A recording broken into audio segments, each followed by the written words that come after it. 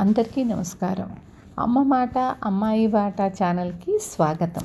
కథ చెప్పుకుందామా? బేతాళ కథలు. ఏడ్పు నవ్వు. పట్టుదలతో విక్రమార్కుడు ఇరుగుడు చెట్టు వద్దకు తిరిగి వెళ్ళి శవాన్ని చెట్టు మీద నుంచి భుజాన వేసుకొని వస్తూ ఉండగా శవంలో ఉన్న బేతాళుడు, రాజా, ఇంకొకరి చేత పనులు చేయించుకోవలసిన నువ్వే ఈ అర్ధరాత్రి వేళ ఇంత శ్రమపడటం నాకెంతో విచారంగా ఉంది. నీకు మార్గాయాసం కలగకుండా ఒక చిత్రమైన కథ చెబుతాను విను అంటూ ఈ కింది కథ ఆరంభించాడు. భగవంతుడు శ్రీరామచంద్రుడిగా అవతారమెత్తి పరిపాలించిన అయోధ్య నగరాన్ని ఒకప్పుడు వీరకేతు మహారాజు పాలించాడు. ఆ సమయంలో అయోధ్యలో ప్రతినిత్యము అతి విచిత్రమైన దొంగతనాలు జరగసాగాయి. ఈ దొంగతనాలకు తట్టుకోలేక ప్రజలు రాజుగారి దగ్గరకు వెళ్ళి, మహాప్రభు, మమ్మల్ని దొంగల బారి నుండి ఎట్లాగైనా కాపాడండి. మేము ఎన్ని ప్రయత్నాలు చేసినా దొంగల ఆచూకీ తెలియటం లేదు. ఆ దొంగలు చిక్కకపోవటం అటుంచి కనీసం కంటికైనా కనపడకుండా అతి సాహసమైన దొంగతనాలు చేస్తున్నారు అని మొరపెట్టుకున్నారు. వీరకేతు మహారాజు ప్రజలను ఓదార్చి పంపివేసి తన రక్షక భటులలో అత్యంత సమర్థులైన వారికి మారువేషాలు వేయించి రాత్రిపూట రహస్య గస్తీ తిరగమని పంపాడు. వారంతా 1000 కళ్ళతో కనిపెట్టి ఉన్నా కూడా దొంగతనాలు యథాప్రకారం జరుగుతూనే ఉన్నాయి. ఒక్క దొంగ అయినా గస్తీ తిరిగే భటుల కళ్ళపడలేదు. దొంగతనాలు సాగిస్తున్న వారెవరో చాలా యుక్తిపరులని నిర్ధారణ చేసుకున్నవాడై వీరకేతు స్వయంగా దొంగలను పట్టడానికి బయలుదేరాడు. రాత్రి చీకటిలో రాజు మారువేషం వేసుకొని పోతూ ఉండగా ఆయనకు ఒకచోట విచిత్రంగా ప్రవర్తించే ఒక వ్యక్తి కనిపించాడు. రాజు అతడికేసి బయలుదేరాడు. దగ్గరకు వస్తున్న రాజును చూసి సందేహించి ఆ వ్యక్తి, ఎవరు నువ్వు అని అడిగాడు కోపంగా. దొంగను అని జవాబిచ్చాడు రాజు.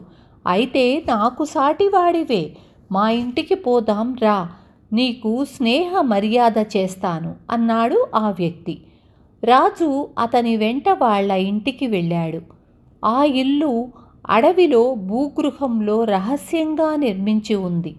దొంగ రాజును ఒక గదిలోకి తీసుకుపోయి కూర్చోపెట్టి వెంటనే వస్తానని చెప్పి పక్క గదిలోకి వెళ్ళాడు. ఆ సమయంలో దాసి ఒకటి వచ్చి రాజుతో, నువ్వెవరు బాబు? ఈ గజదొంగ రహస్యం తెలిసినాక నీకు ఆయువు మూడినట్లే, వెంటనే పారిపో అని హెచ్చరిక చేసింది.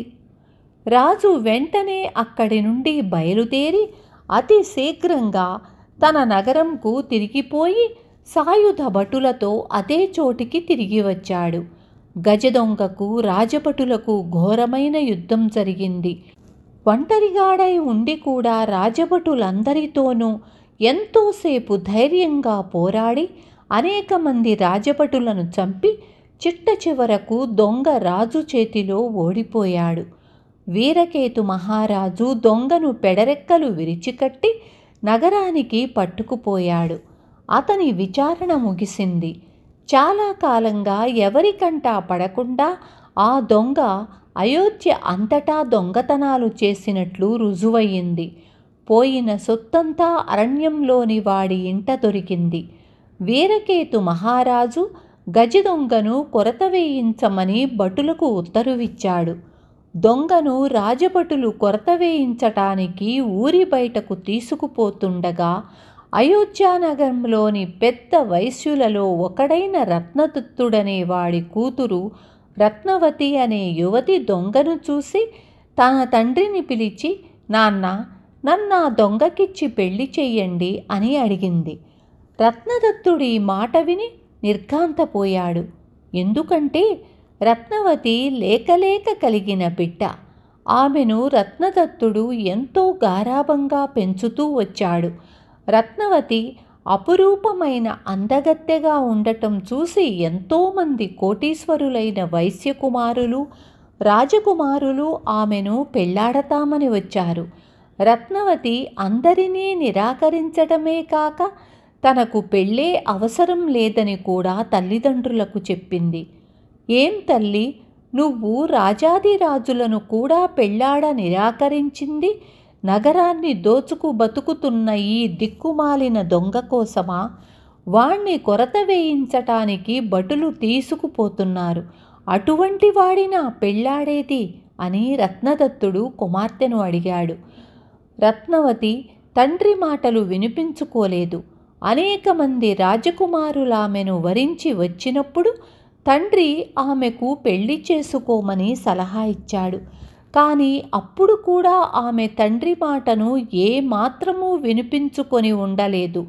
దొంగ అయ్యేది, కొరత పడేది. అతన్నే నా భర్తగా వరించాను.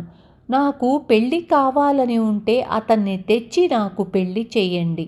మీకది చేతకాని పక్షంలో నేను కూడా అతనితోనే చచ్చిపోతాను. అంతేకాని ఏ పరిస్థితుల్లోనూ నా మనసు మాత్రము మార్చుకునేది లేదు అన్నది రత్నవతి. ఈ మాటలు విని రత్నదత్తుడు చాలా కంగారు పడ్డాడు. తన కుమార్తె నిశ్చయం మారదని ఆయనకు తెలిసిపోయింది. ఆయన వెంటనే వీరకేతు మహారాజు దగ్గరకు వెళ్ళి, మహాప్రభు, మీరీనాడు పట్టిన గజదొంగను నాకు ఇచ్చివేయండి. నేను తమకు నా దగ్గర ఉన్న 100 కోట్ల సువర్ణాలు ఇచ్చుకుంటాను అన్నాడు. కానీ రాజు ఒప్పుకోలేదు. అయోధ్య నగరాన్ని ఎంతో కాలంగా ఒంటరిగా పీడించిన గజదొంగను విడిచిపుచ్చటానికి ఆయన మనసు ఎంతమాత్రమూ ఇష్టపడలేదు. హతాశుడై రత్నదత్తుడు ఇంటికి తిరిగి వచ్చేసరికి రత్నవతి స్నానం చేసి పెళ్లి కూతురై సిద్ధంగా ఉంది. అమ్మా, నా ప్రయత్నం ఫలించలేదు. దొంగను విడిచిపుచ్చటానికి రాజు ఏమాత్రమూ ఒప్పుకోలేదు. నాకున్న సంపదనంతా ఇస్తానన్నాను, కానీ లాభం లేకపోయింది. నువ్వు కోరిన పెళ్ళి అసంభవం అన్నాడు రత్నదత్తుడు విచారంగా కూతురితో. పెళ్ళి కాకపోతే సహగమనం ఉండనే ఉన్నది అన్నది రత్నవతి. రత్నవతి పల్లకీ ఎక్కి వత్స్యభూమికి బయలుదేరింది. ఆమె వెంట ఏడుస్తూ తల్లిదండ్రులు కూడా బయలుదేరారు. వారు వత్స్యభూమికి వెళ్ళేసరికి అప్పటికే గజదొంగను తలార్లు కొరత వేశారు. అతను చావు బతుకుల మధ్య ఉన్నాడు. రత్నదత్తుడు తన కుమార్తెను దొంగ వద్దకు తీసుకుపోయి, ఇదిగో నాయనా, నా కుమార్తె నిన్నే పెళ్లాడతానని పట్టుబట్టి వచ్చింది అని చెప్పాడు. ఈ మాట విని దొంగ ఒక్కసారి రత్నవతి కేసి చూసి కన్నీరు కార్చి వెంటనే చిరునవ్వు నవ్వి మరుక్షణం ప్రాణం విడిచాడు. రత్నవతి తాను నిర్ణయించుకున్న ప్రకారం భర్త కళేబరాన్ని తీసుకుని శ్మశానానికి పోయి అక్కడ చితిపేర్చింది. దానిమీద దొంగ శవంతో పాటు తాను కూడా ఎక్కింది. మనసులో భర్తగా స్వీకరించినంత మాత్రాన సహగమనం చెయ్యటానికి సిద్ధపడిన రత్నవతి పతిభక్తికి సంతోషించి కాలభైరవుడు ప్రత్యక్షమై, అమ్మా, నీ పతిభక్తి అసాధారణంగా ఉన్నది. నీకే వరం కావాలో కోరుకో, ఇస్తాను అన్నాడు. దేవా, నా తల్లిదండ్రులకు నేనొక్కతనే కుమార్తెను. నేను పోతే వాళ్ళు కడుపు కోతతో అల్లాడిపోతారు. వారికి పుత్రులు కలిగేటట్టు అనుగ్రహించు. వారిని చూసుకుంటూ నన్ను మరిచిపోతారు అన్నది రత్నవతి వినయంగా. కాలభైరవుడు నవ్వి, నీ కోరిక ప్రకారమే చేస్తాను, కానీ నువ్వు నీకై ఏమీ కోరవా అని అడిగాడు.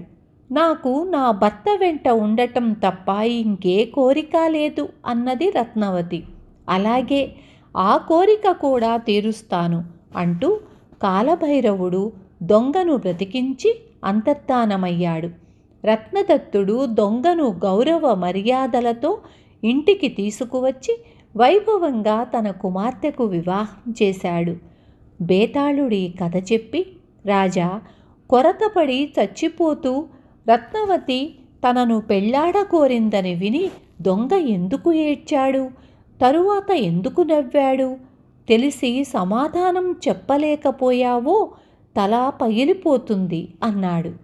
ఆ అకారణ బంధువుల రుణం తీర్చుకోకుండానే పోతున్నానే అని దొంగ మొదట దుఃఖించాడు. ఎంతమంది రాజాదిరాజులను నిరాకరించిన కన్య తనని వరించటం చూసి నవ్వాడు అని జవాబు చెప్పాడు విక్రమార్కుడు. రాజుకు మౌనభంగం కలగగానే బేతాళుడు శవంతో సహా మాయమై తిరిగి చెట్టెక్కాడు. విన్నారు కదా. రేపు మళ్ళీ ఇంకొక కథతో మీ ముందుకొస్తాను.